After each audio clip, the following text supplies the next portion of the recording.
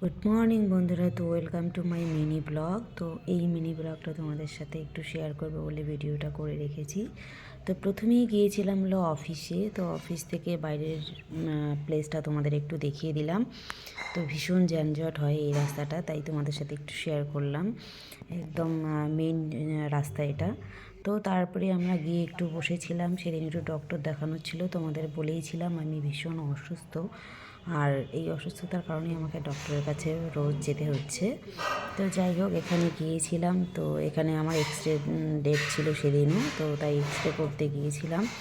তো এক্সরে করা হয়ে গেল ফাইনালি। তো এবার বেরোবো। তো বেরোনোর পথে একটু ভেজিটেবল এগুলো চপের দোকানে আর কি গিয়েছিলাম। তো আমার হাজব্যান্ড এগুলো নিয়ে নিল, তো পাকোড়াগুলো নিয়ে নিল, ভেজিটেবল চপ। আর এদিকে নিয়ে নিয়েছে দেখো মোমো, কারণ আমি মোমো খেতে ভালোবাসি, মেয়েও ভালোবাসে।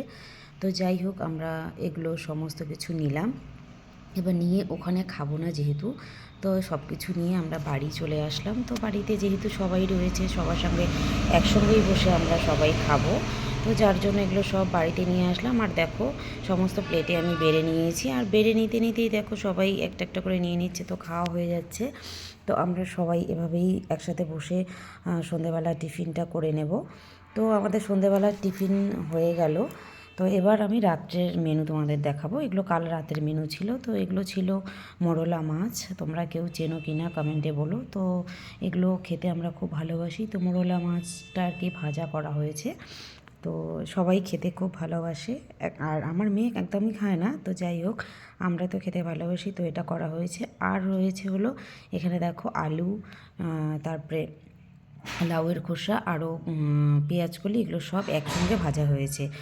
আর হয়েছে দেখো পাতলা করে মুসুর ডাল, তো এই ডালটাও করা হয়েছে। তো ডালটাও তোমাদের সাথে শেয়ার করলাম। তো এই ডালটা হয়েছে, আর পাতলা করে মুসুর ডালটা খেতে সত্যি খুব ভালো লাগে।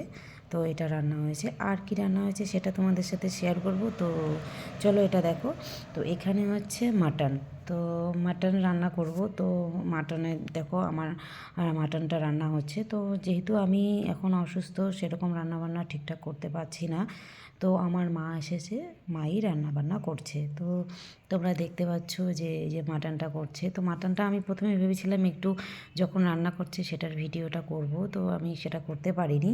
তাই এখন জলটা দিয়ে দিয়েছে, সেই রান্নাটাই তোমাদের দেখাচ্ছি। তো দেখতে পাচ্ছ মায়ের রান্নাটা হয়ে গেছে মাটন। তো আমি সেটা এবার মা নামিয়ে দিয়েছে গামলার মধ্যে, তো সেটাই আমি তোমাদের সাথে শেয়ার করলাম। তো দেখতে পাচ্ছ মাটনের কালারটা কত সুন্দর এসছে। তো মাটন খেতে সত্যি সবাই ভালোবাসে, আমি তো ভালোবাসি, তোমরা কেউ ভালোবাসো কি না, আর মাটনটা কেমন হয়েছে তোমরা একটু প্লিজ আমাকে কমেন্ট করো। আর আজকের মিনি ব্লগটা আমার এই পর্যন্তই। তোমরা সবাই ভালো থেকো, সুস্থ থেকো, সাবধানে থেকো। আর আমার ব্লগগুলো তোমাদের কেমন লাগে দেখতে প্লিজ কমেন্ট করে জানিও। আর এভাবেই পাশে থেকো, আর আমি তোমাদের পাশে আছি।